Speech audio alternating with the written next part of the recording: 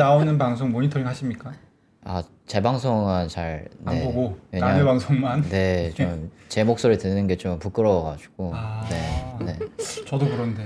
아 그래요? 저는 네. 모니터링 열심히 하고 아, 댓글도 다 그래요? 보는 편이에요. 네. 어. 실시간 댓글도 열심히 보지만은 아, 네, 평소 영상도 다 보고 있습니다, 여러분. 네, 지켜보고 있습니다. 변호사님 얘기는 뭐 나쁜 얘기가 없기 때문에 제가 알기로는. 네. 아유, 오늘 어떤 뉴스 가져오셨습니까? 네. 네, 그 오늘도 역시 중동 전쟁 소식부터 전해드리려고 하는데요. 일단 좀 박스권에서 좀 계속 위아래로 움직이는 모습을 최근 나타내고 있는 것 같습니다.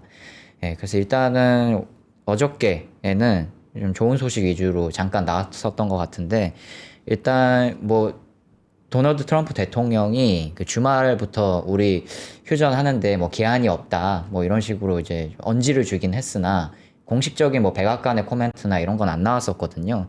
그래서 이 보도가 나왔던 게 이란하고 이거 지금 휴전하는 거 이번에도 이 시한부 협상 아니냐, 시한부 휴전 아니냐 이런 얘기들이 나왔었는데, 거기에 대해서 백악관이 공식적으로 코멘트를 준 게 3일에서 5일 정도 휴전을 짧게 하는 게 아니다. 이 며칠 할지 모르고 기한 설정이 지금 안 돼 있다. 그렇게 확인을 줬습니다.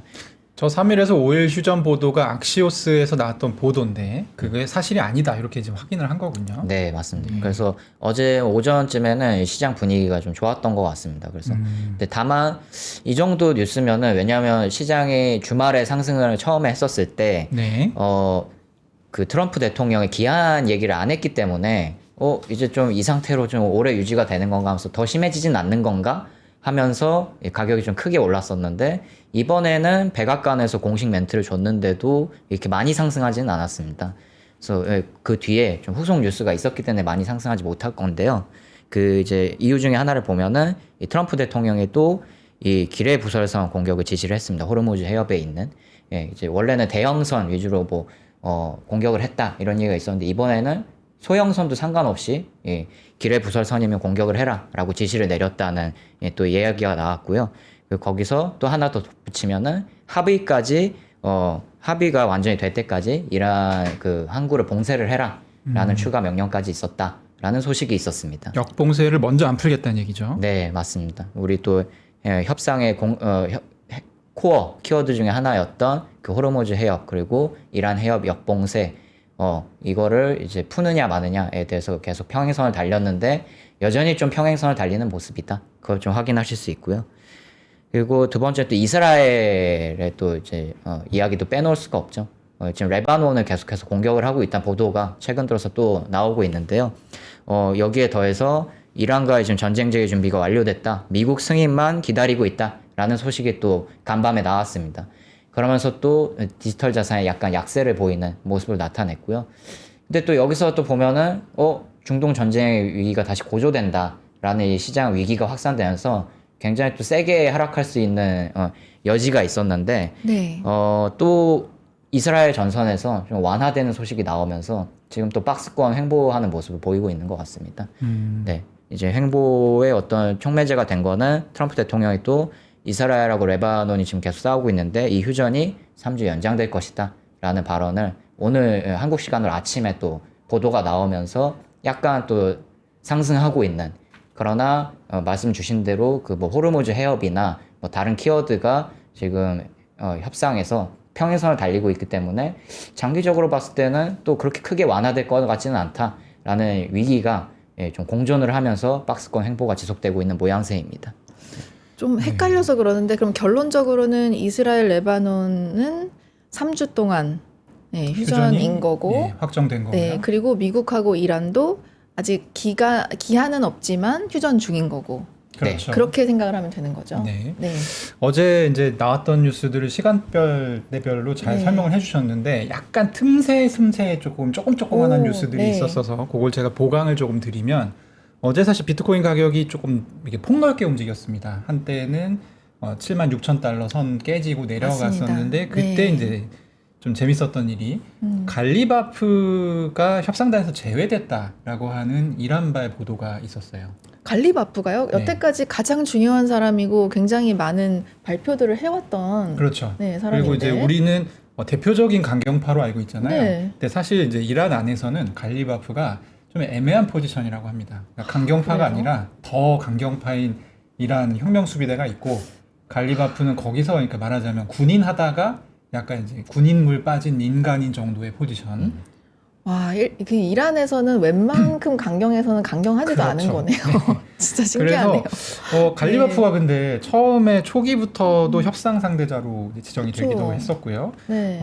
지금도 발언을 굉장히 많이 하고 있었거든요. 근데 이제 그러니까 협상단에서 협상팀에서 갈리바프가 제외됐다라는 보도가 있어서 그럼 협상 누구랑 하지? 네. 그래서 가격이 내려갔습니다. 아, 요 그래서 뉴스가 내려갔군요. 나오고 네. 그리고 때마침 테헤란에서 방공망이 가동됐다. 그래가지고 한번 또 깊게 하락이 있었고요. 네. 근데 이제 나중에 알고 보니까 방공망 문제는 사실 이제 시험 가동으로 왜 그 시간에 시험 가동을 하는지는 잘 모르겠습니다만 네. 밝혀지면서 다시 비트코인 가격 반등을 했고요. 네. 말씀드리고 싶은 거는 일단 이란 입장에서 좀 강경파랑 협상파랑 이런 이제 알력 관계가 있다는 거는 널리 알려져 있었는데 강경파 쪽으로 좀 무게추가 확실히 좀 기우는 그런 상황이고 트럼프 대통령은 트럼프 대통령대로 어제 기자회견도 잠깐 했었어요. 네. 오랜만에 그러니까 요즘에 잠을 못 잔다는 얘기를 여러 매체에서 나오거든요. 트럼프 대통령이 잠을 못 자고 있다. 못 잘만 하죠. 네. 근데 어제는 제가 봤던 최근 기자회견 중에서는 그래도 조금 자신감이 있었던 기자회견이었는데 이유가 있습니다. 뭔가요? 지금 자기가 생각한 대로 되고 있거든요. 역봉쇄도 그렇고 네. 그리고 이제 이 사람이 잘 되고 있는가 안 되고 있는가는 거짓말을 얼마나 하는가를 보면 알 수가 있는데 어제 기자회견에서는 거짓말이 하나밖에 안 나왔어요. 아, 정말요? 네. 그 하나의 거짓말은 뭐였죠? 그러니까 이란이 지금 우리가 역봉쇄를 들어간 이후 하루에 이제 5억 달러 손해를 보고 있다라는 게 거짓말인데 왜냐하면 이란이 이제 3월 달에 수출한 원유가 일평균 170만 배럴 네. 그러면 이제 1배럴당 100달러 곱하면 대략 1억 7천만 달러 정도입니다. 그러니까 5억 달러에는 한참 못 미치죠. 아, 그래서 그렇군요. 이제 그 부분을 좀 과장을 하긴 했는데 그거 말고는 굉장히 좀 자신감 있는 모습을 보여주긴 했습니다. 그래서 오늘 네. 좀 전달해 주신 내용 자체가 전쟁이 좀 길어질 것 같다라는 내용이잖아요. 네, 결국에 이제 휴전이 아니라 사람들이 바라는 건 종전을 얘기하는 건데 종전에 대해서 여전히 해협 봉쇄는 이어지고 있고 핵무기에 대해서도 타결이 안 되고 있는 분위기 때문에 좀 장기화되는 게 아니냐 이런 우려는 있는 것 같습니다. 네. 그리고 이제 어제 또 나왔던 뉴스 중에 저는 좀 귀에 들어와 꽂혔던 뉴스는 핵무기 사용할 계획이 있느냐는 질문을 기자가 했어요. 네. 그랬더니 트럼프 대통령이 미친 거 아니냐. 왜 그런 질문을 하냐. 어. 핵무기는 누구도 사용해서는 안 되는 것이다. 그러니까 자신감 있는 거죠. 네. 핵무기를 쓰지 않고도 이 상황을 제어할 수 있다는 자신감의 그렇군요. 표현인 것 같아서 어쨌든 그런 부분들이 좀 있고요. 호르무즈 해협 통행료가 입금이 됐다라는 뉴스가 어제 또 있었습니다. 네, 그런 보도가 나왔습니다. 그 이란 쪽에서 공식적으로 얘기한 건 아닌데 하나 보도가 나온 게 우리 호르무즈 해협 통행료 우리 피싱 얘기를 한번 했었잖아요. 네. 맞아요. 네, 다른 이제 모르는 사람한테 줬다가 사실은 그게 이란한테 준 게 아니라서 이란의 경고 사격을 받고 회항한 그 이제 해운사들의 이야기를 전달해 드렸었는데요. 네. 이번에는 진짜로 이란 쪽에다 냈다. 공식적으로 첫 사례다라는 보도가 나왔습니다. 네. 그래서 우리 또 이제 도대체 뭘로 네, 줬냐? 궁금합니다. 네, 라는 게 또 이제 문제잖아요. 이제 디지털 자산을 준 건 아니라고 하고요. 이란 리알화 법정 화폐로 줬다고 합니다. 지금 이제 이란 의회에서 논의되고 있는 법안의 내용이 이제 법정화폐로 받겠다, 리아라로 받겠다라는 네. 내용이긴 한데 이게 이제 확인된 내용은 아닙니다. 일단 보도가 나오긴 했고, 네. 근데 리알화의 가치가 굉장히 떨어져 있는 상황에서 리알화를 받으면 이제 다른 나라들 입장에서는 나쁘지 않네라고 생각할 수 있는 부분도 있지 않나요? 그게 저도 이란에서 네. 지금 환전을 안 해봐서 모르겠는데, 네. 그러니까 겉보기 환율이 있고 실제 암시장 같은 곳에서 환율이 다르대요. 아, 근데 그 차이가 굉장히 큰가 보죠. 네, 차이가 좀 있는 것으로 알고 있고, 일단 이 사실도 보도를 통해서 제가 알고 있긴 한 건데, 네. 어쨌든 이란 입장에서는 처음부터 멀쩡히 법정 통화가 있는데 뭐 스테이블 코인 받겠다. 그렇죠. 그건 그것도 그렇습니다. 좀 이상해 보이잖아요. 네. 그래서 아마 그렇게 지금 받게 네. 된 게 아닌가 싶고 나중에는 또 바꿀 수도 있겠죠. 네, 결제 또 수단. 법안이라는 게 또 완전히 법이 제정되기까지는 알 수 없는 거라서 또 그 안에서 또 변수들이 계속 발생할 수 있을 것 같은 여진이 됩니다. 그에 따라서 또 뭐 결제 수단이 또 늘어날 수도 있고요. 근데 현재 상황은 일단 리알화로 지금 보도가 되고 있다라는 걸 좀 전달드립니다. 네, 네. 어쨌든 어제도 사실 뭐 그렇게 좋은 뉴스가 많지는 않았는데 비트코인 가격이 어쨌든 반등을 했고 지금 3월부터 흐름이 저점을 계속 높여가면서 강세를 좀 보이고 있는 추세적으로 그런 좀 모습 보이고 있습니다. 이런 배경에는 혹시 어떤 이유가 있는지 얘기가 되고 있는 게 있나요? 네, 일단 어저께 미국 증시만 봐도 약간 뭐 많이 하락하진 않았지만 약횡보를 보였는데 네. 비트코인은 확실히 좀 강한 모습을 보여주고 있거든요. 네. 그래서 그 원인을 보면은 일단 전문가분들은 이 고래, 우리 웹3 시장에서 고래라고 하는 거액 투자자들의 디지털 자산 매입세가 계속되고 있는 것 같다. 이것 좀 데이터를 기반으로 설명을 해주고 있는 것 같습니다. 일단 첫 번째는 가장 대표적인 게 미국 비트코인 현물 ETF죠. 예, 유입세를 보면은 지난 7거래일 연속 지금 순유입세를 보이고 있습니다. 오, 네. 맨 오른쪽에 있는 부분이 지금 총 순유입세를 보여주고 있는 건데요. 네, 지금 계속해서 유입세가 나타나고 있는 거를 확인할 수 있습니다. 참고로 이거는 뭐 정해진 건 아닌데 주당 네. 10억 달러 이상이 들어오면 많이 들어왔다라고 합니다. 네. 그러면 굉장히 많이 들어오고 있는 상황이네요. 그렇죠. 이번 주, 지난주는 확실히 2주 연속 많이 들어왔고 또 지난주 같은 경우는 스트레티지도 비트코인 3만 개 정도 샀기 때문에 수급적인 측면에서 상당히 강세다 이렇게 이제 볼 수가 있을 것 같고요. 네. 그리고 또 뭐 이 고래들이 뭐 이렇게 많이 샀다라고 하는데 이게 좀 계측이 되는 게 있습니까? 네, 또 이제 비트코인 현물 ETF는 어떻게 보면 또 전통 시장의 데이터, 오프체인의 데이터잖아요. 네. 근데 또 우리 또 웹3 시장에서는 온체인, 블록체인 상에서 볼 수 있는 또 데이터들이 있습니다. 거기 또 이제 지갑들을 보면은 블록체인 상에서 비트코인 크게 갖고 있는 지갑들을 우리 누구나 확인할 수 있습니다. 보면은 1만 개에서 10만 개 정도 사이로 비트코인을 보유하고 있는 사람들을 그래도 좀 고래다라고 통상적으로 표현을 하거든요. 네. 근데 이 지갑들의 최근 2주 동안의 추이를 보니 이 4,967개가 순유입됐더라. 예, 비트코인이. 아, 그렇게 많지는 않네요. 네, 그래도 근데 조금 의미를 좀 부여를 하자면 네. 이제 이 정도로 좀 순유입세를 기록한 게 몇 달 만이다 라고 이제 의미 부여를 하면서 네. 그리고 이제 좀 소액 투자자 0.01 BTC 미만 보유하고 있는 주소는 같은 기간 동안에 조금밖에 안 샀는데 네. 고래들이 거의 뭐 몇 배입니까? 100배 정도 많이 샀네요. 네. 우리 주식 시장에서도 개미 투자자들이 많이 사면은 그때는 매도의 신호고 뭐 기관들이 사면은 이거는 뭐 매입의 신호다 뭐 이런 얘기 많이 하잖아요. 네. 웹3 시장에서 똑같이 이런 흐름이 나타나면은 좋은 시도다, 좋은 징조다 이렇게 통상적으로 얘기를 하는 것 같습니다. 그러면서 지금 이제 개미 투자자들은 거의 뭐 횡보 수준인데 이렇게 좀 고래 투자자들은 이렇게 많이 크게 매입을 하는 모습을 보면서 앞으로도 좀 좋은 모습이 있지 않겠느냐 이런 또 견해들이 있는 것 같습니다. 네. 요거 말고 또 이제 최근에 해킹 소식 이제 전해드렸었는데 그래서 아베라고 부르는 네. 이 탈중앙화 거래소가 상당히 공경에 처했다 이런 얘기를 저희가 또 어제 그제 계속 보내드렸었거든요. 근데 요거 관련해서 되게 재밌는 풍경이 하나 이제 관측이 되기 시작했어요. 어떤 네. 거죠? 지금까지 계속 이 켈프 다오에서 지금 유출이 돼가지고 사건이 터진 거잖아요. 그래서 켈프 다오가 어느 통로에서 터졌냐라고 했을 때 레이어 제로라는 보급로에서 이렇게 유출이 됐던 거고 거기서 또 가장 피해를 많이 봤던 게 세계 최대 디지털 자산 대출 플랫폼 아베. 항상 에이브라고 불러야 될지 아베라고 불러야 될지 좀 헷갈리긴 하는데 어쨌든 본토에서는 아베라고 부릅니다. 네. 네, 그래서 아베라고 말씀을 드리면은 이 세 주체가 지금 가장 문제인데 세 주체가 항상 지금까지는 너희 탓이야 하고 있었거든요. 네. 네. 남 탓을 계속 하고 있었는데 드디어 약간 공동 전선을 구축하려는 움직임을 보이고 있습니다. 오, 네. 네, 네. 그래서 아베를 주축으로 해서 디파이 유나이티드라는 또 이제 프로젝트를 하나 조성을 해가지고 지금 공동 기금을 모아서 이 문제를 해결하는 모습을 보이고 있습니다. 그러면서 아베 창립자가 이더리움 5,000개를 지금 이 기금에 조성을 하겠다라고 밝힌 상태고 또 여기 표에 나와 있는 것처럼 이더파이 그리고 뭐 라이더 파이낸스 골렘 뭐 이런 이더리움 생태계의 프로젝트들이 우리가 이더리움이나 혹은 이더리움 가치하고 상응하는 이 증서 토큰을 우리가 기부를 하겠다. 이런 식으로 지금 얘기가 되고 있는 상태입니다. 이 약간 IMF 때 금모기 운동했던 거랑 비슷한 좋은 비유이신 것 네, 같습니다. 그런 느낌인 것 같습니다. 그렇게라도 해야 될 것 같아요. 왜냐하면 신뢰를 회복하고 빨리 이 문제를 해결하기 위해서는. 네, 일단 이제 네. 피해가 발생한 건 너무 명확하기 때문에 네, 맞습니다. 그런 것 같고요. 미국 상원에 어제 이제 크립토 기업들이 100개 정도 연서명을 해가지고 클라리티 맞습니다. 법안 좀 빨리 풀어라 이게 빨리 통과시켜라 이렇게 이제 촉구를 했다라고 얘기를 하던데 이런 거는 자주 있는 일은 아니죠. 네, 이렇게 100개 이상이 이렇게 연합을 해가지고 이렇게 서한을 보내는 거는 사실 뭐 또 디지털 자산 법안에서는 이례적인 일인 것 같은데 우리가 아는 뭐 리플, 뭐 코인베이스 이런 기업들이 지금 다 지금 100개 기업 안에 들어가 있습니다.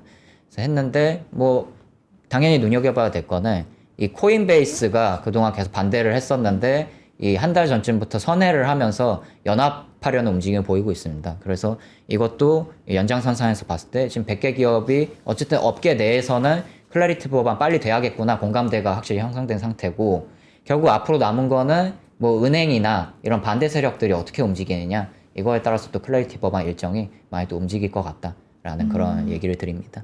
그렇군요. 또 굉장히 좋은 소식이 하나 있던데 이제 네. 미군이 비트코인 노드를 운영하겠다라고 첫 공식 인정을 한 그런 뉴스가 있더라고요. 네. 네. 제 지인들도 물어보던데 이거 호재냐고. 맞아요. 어떻게 생각하십니까? 저는 뭐 그렇게 큰 호재는 아닌 것 같은데 어? 그래도 왜요? 일반 투자자들이 보기에는 신기하다. 그렇죠. 딱 맞아요. 신기하다 만한. 정도. 왜? 네. 군대에서 왜 저런 걸? 네, 그러니까 네. 네. 그래서 그런 이제 느낌인데. 세뮤얼 파파로 미국 인도 태평양 사령부 사령관이 그 얘기를 한 건데 네. 여기서 중요한 거는 실제로 이게 큰 빅뉴스가 되려면은 이 비트코인 노드를 어떻게 운영하느냐에 또 이제 초점이 맞춰지는데 거기서는 직접 사령부가 채굴을 합니까 안 합니까 아니면은 그냥 네트워크 모니터링용으로만 노드를 돌립니까 이 두 가지로 나뉘는데 이 후자를 얘기했습니다. 채굴 용도로 비트코인 노드 돌리는 게 아니라 이 네트워크 모니터링 용도로 우리 보고 있다. 그렇게 또 얘기를 한 상태라서 그 부분에서 보면은 사실 투자적으로 그렇게 호재는 아니다. 네, 그러네요. 그렇게 얘기할 수 있습니다. 바뀌는 게 없습니다. 그쵸? 네. 근데 이제 걱정을 할 것 같은 게 일반 투자자분들 입장에서는 이제 노드를 도대체 몇 개를 운영을 할 건지 그리고 그게 이제 전체 노드 수의 한 몇 퍼센트를 차지할 거며 이제 그렇게 되면은 뭐 탈중앙화가 좀 흐지부지 되는 게 아닌지 뭐 이런 부분들이 걱정될 수 있잖아요. 비트코인 노드가 지금 몇 개인지 제가 정확하게 모르겠는데 한 수만 거의- 개 있다고 저는 네. 알고 있는데요. 그리고 여기서 노드를 아마 운영한다고 하면 몇 개 정도 수준일 거기 때문에 탈중앙하고는 그렇게 관련이 많지는 않을 것 같고. 걱정할 필요가 없겠네요. 네. 네. 근데 어쨌든 뭐 내용 자체가 좀 생소한 내용이긴 했어요. 맞아요. 이게 뭐 사이버 전략 뭐 이런 차원에서 모니터링을 해야 된다라고 하는데 혹시 네. 뭐 좀 설명이 가능하시면 말씀을 좀 부탁드립니다. 네, 그래서 일단 이 비트코인이 어쨌든 뭐 양자 저항 시대 뭐 이런 거에서도 지금 뭐 하나의 대항 수단으로도 지금 거론이 되고 있는 상태고 왜냐하면 이제 분산화라는 초점에서 봤을 때 또 이제 보안적인 측면에서 가치가 있다라는 부분에서 또 이렇게 또 강점을 내세우면서 모니터링을 하고 있는 것 같고요. 그리고 또 컴퓨터 프로토콜로서 굉장히 높은 가치를 지니고 있다고 이 사령관 분께서 직접 얘기를 했습니다. 청문회에서. 그런 부분에 좀 보안적인 측면이나 아니면은 군사 전략상 이 컴퓨터 프로토콜적인 측면에서 좀 강점을 두고 이 모니터링을 하고 있는 게 아닌가 싶습니다. 그러면서 네. 봤을 때는 오, 네. 또 펀더멘탈적인 측면에서는 또 이런 미군 사령부 같은 곳에서도 또 이렇게 비트코인 네트워크에 관심을 가지고 있네. 그 측면에서는 또 뭐 호재라고 볼 수도 있다. 또 그렇게 보여집니다. 네. 그러니까 뭔가 일반 투자자 입장에서는 비트코인이 그냥 투자의 목적으로만 사용되는 걸 많이 봐왔잖아요. 그렇죠. 그래서 이렇게 군에서 사용할 수 있다는 거를 아예 상상도 못했을 것 같거든요.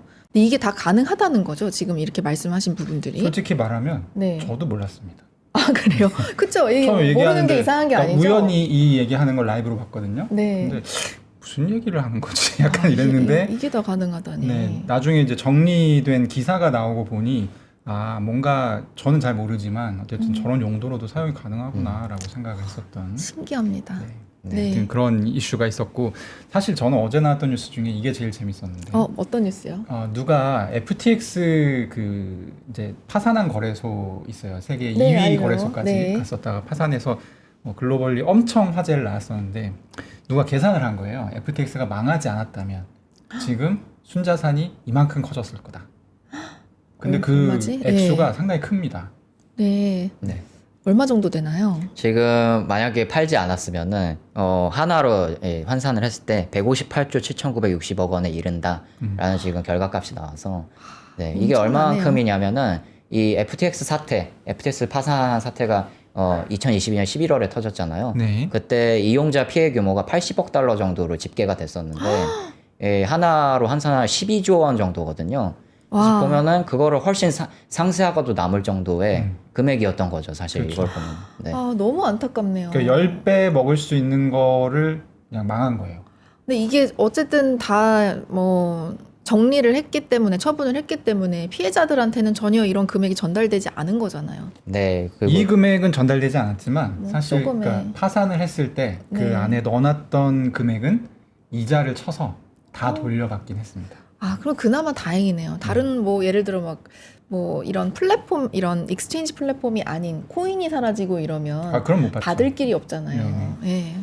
그렇죠. 그래서 이제 말씀 주신 대로 또 변호사님께서 너무 잘 알겠지만 FTX 파산 신청될 때 챕터 11 파산 신청을 해서 또 이용자 보호 뭐 받을 수 있게 이용자들이 보상 늦게라도 받을 수 있게 조치를 해놓은 상태라서 지금 이용자들이 지금 조치는 받고 있는데 그건 이제 당시 비트코인 뭐 몇 달러야 뭐 너네가 보유한 그때 당시 코인 가격 얼마야 이거 기준으로 지금 산정을 받아서 보상을 받고 있는 그런 상황입니다. 네. 그래서 이 과정에서 뭐 이런 기업들의 뭐 투자 지분 같은 것도 어느 정도 이제 팔게 된 네네, 그런 지금 상황이어서 네, 이런 지금 가정이 나오고 있는 거고요. 이제 또 기업들을 보면 또 재밌는 기업들이 많습니다. 엔트로픽 너무 유명하죠. 최근에 그쵸. 클로드 개발사로 유명한 여기도 있고 또 스페이스X 곧 상장 예정인 또 있고 커서 개발자들이 지금 전부 다 쓰는 그 코딩 툴 이 기업도 있고 이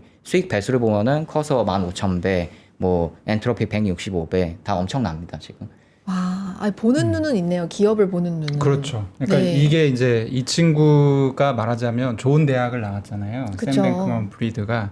그리고 좋은 대학 나온 친구들끼리 이제 기업 만들어서 서로 주식 이제 스왑하고 약간 그러더라고요. 미국 친구들은. 그러다 보니까 이제 조금씩 많이 쌓였던 것 같고. 근데 사실 이 엔트로픽이 이 중에 비중이 제일 높거든요. 거의 네. 지금까지 남아있다라고 하면 158조 중에 114조가 엔트로픽 주식인데 이 네. 엔트로픽 주식을 갖고 있었기 때문에 사실 FTX 파산자들이 그나마 돈을 좀 그나마. 받았다라고 볼 수 있고 이 값은 이 주식 자체는 상당히 지금으로 생각하면 헐값에 처분이 됐습니다. 파산 직후에. 그죠? 너무 아깝다, 진짜. 네. 죄송합니다. 진심이 네. 자꾸 나오네요. 흘러나오네요. 네. 어쨌든 네. 그래서 뭐 저는 이게 크립토 하시는 분들은 사실 이 인물한테 별로 관심이 없어요. 그냥 지워버리고 싶은 과거예요. 왜요? 그래도 물론 망했고 뭐 네. 여러 피해자들을 만들었지만 그래도 아까 말씀하신 대로 제대로 피해자들을 좀 보호하고 있고 아니, 그거는 보호하는 예. 거는 이 양반이 한 게 아니고 법이 한 거긴 네, 하지만 그 뒤에 이제 예. 파산 관제인이 들어와서 그래도 해준 그래도요. 거기 때문에 그래도 네, 예. 굉장히 그 크립토 업계 분들이 사기꾼 취급받는데 지대한 영향을 했던 사람이기 때문에 그건 맞습니다. 맞습니다. 예. 그래서 이 하여튼- 트라우마부터 일단 강하게 이 임팩트가 그렇죠. 박혀 있기 일단 때문에 네. 금전적으로 손해도 많이 보셨을 거예요. 네, 일단 좀 맞습니다. 죄질이 좀 나쁘기도 하고요, 사실은. 맞아요. 고객 자금으로 뭐 선물을 한다든지 뭐 이런 맞아요. 경우도 밝혀졌기 때문에 네, 좀 그런 것 같습니다. 네. 당시엔 좀 혈안이 돼 있었던 것 같아요. 그 뭉쳐가지고 그 맞습니다. 팀이 예, 굉장히 리스키하게 행동을 했더라고요.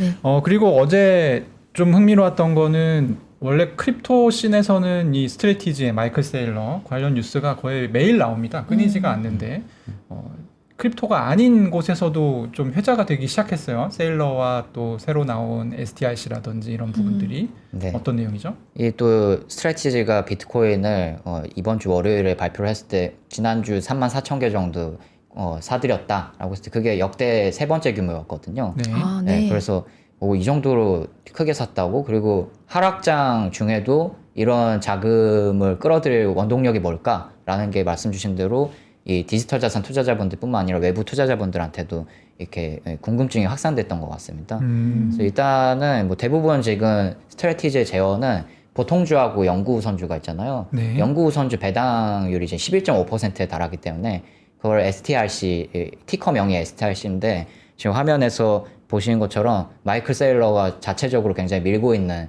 연구우선주 상품입니다. 그래서 이게 STRC 저거는 땅을 본인- 밀고 있는 건가요? 본인 X네요. 본인 X. 네, 본인 X의 아. AI 이미지 자기 합성해가지고 네, 이렇게 올린 건데, 네, 예. 이 자기 PR을 이렇게 하고 계신 거예요. 뭘 밀고 있는 거? 땅을 밀고 있는 거예요? 이 연구우선주 이름이 STRC잖아요. 네. 그래서 약칭이 스트레치예요.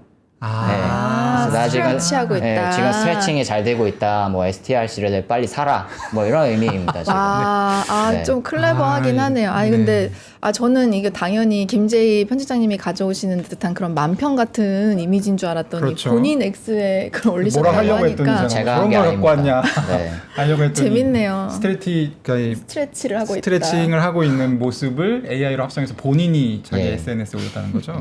요즘 좀 맛들이신 것 같은 게 계속 AI 합성 이미지 계속 아. 올리고 계셔가지고 네. 네. 이런 상황인데 어쨌든 네. 마이클 셀러 의장은 이 비트코인 사라, 뭐 자기 주식 사라에 대해서 굉장히 자기 PR이 엄청난 인물이라서 지금 계속해서 이런 상황이고 그만큼 STRC가 시장에 화두가 되고 있다 이렇게 보시면 될 것 같습니다. 네. 예. 근데 여기에 대해서 또 반박을 최근에 또 하신 분이 있습니다. 누군가요? 피터 시프라고 굉장히 금 강세론자로 유명하기도 하고 비트코인 극혐하는 분.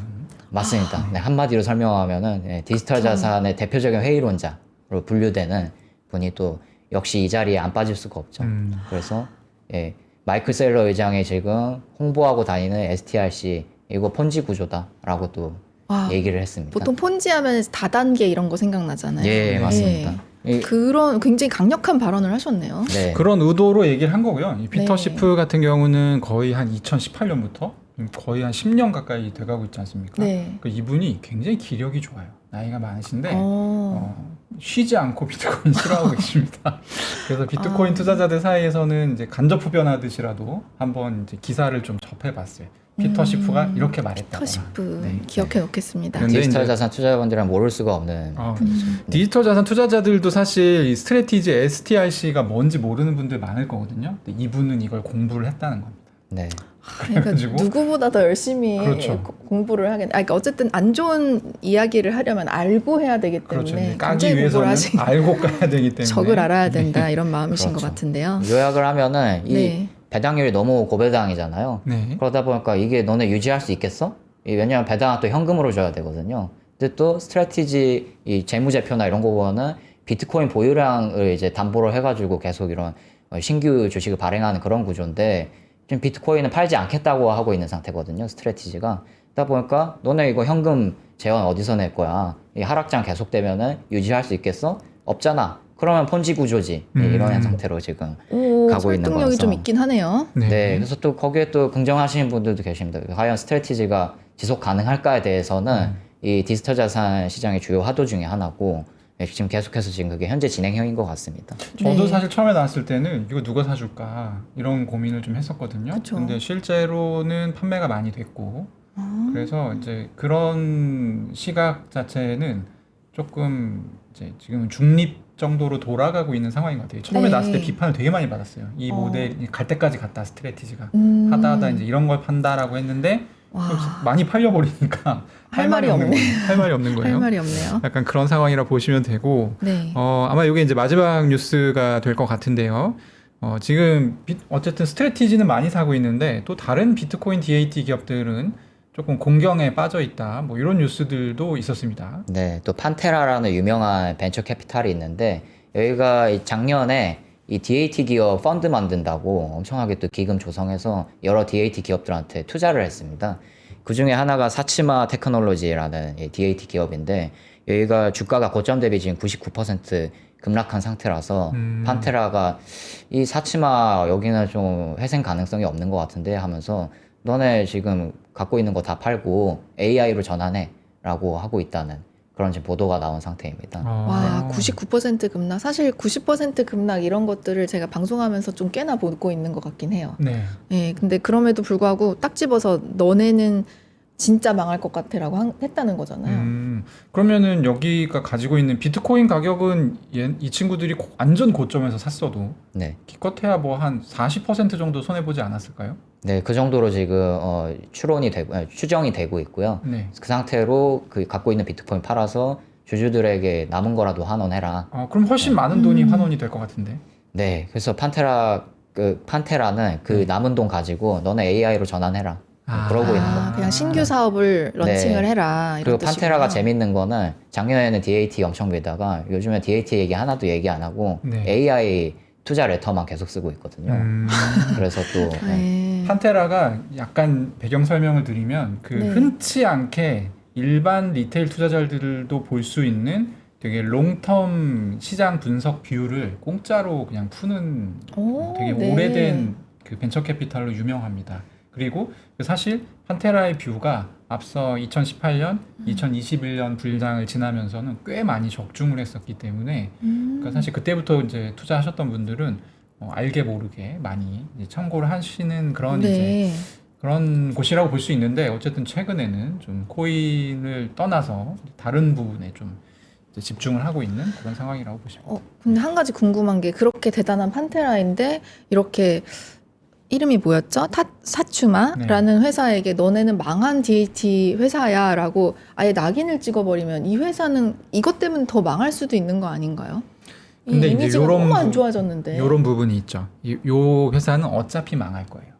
아, 어차피 망할 거고 이 친구들이 비트코인을 매각하는 과정에서 약간 싼 가격에 살아있는 비트코인 DAT 기업들이 그걸 매수를 할 수가 있습니다. 그래서 이미 한 작년 말 정도에 2026년에 네. 엄청 이런 인수합병이 많을 것이다라는 얘기들은 나왔었고요. 네. 제가 볼 때는 지금까지 거의 그런 얘기가 안 나오다가 좀 저쪽에서 그러게요. 박사님 편집장이 고개를 끄덕끄덕거리고 계신데 지금 아, 원래 이 편집장님이 설명해 주셔야 되는 아, 내용인데 딱 그 사이클대로 지금 흘러가고 네. 있는 것 같아서 네, 네. 그래서 끄덕끄덕했습니다. 이제 그렇군요. 인수합병이 좀 활발해질 수 있다 뭐 이런 취지로 가지고 오신 뉴스인 것 같습니다. 네. 감사합니다. 오늘도 다양한 소식 전해주셔서 너무 감사합니다, 편집장님. 네, 감사합니다. 네. 감사합니다. 네.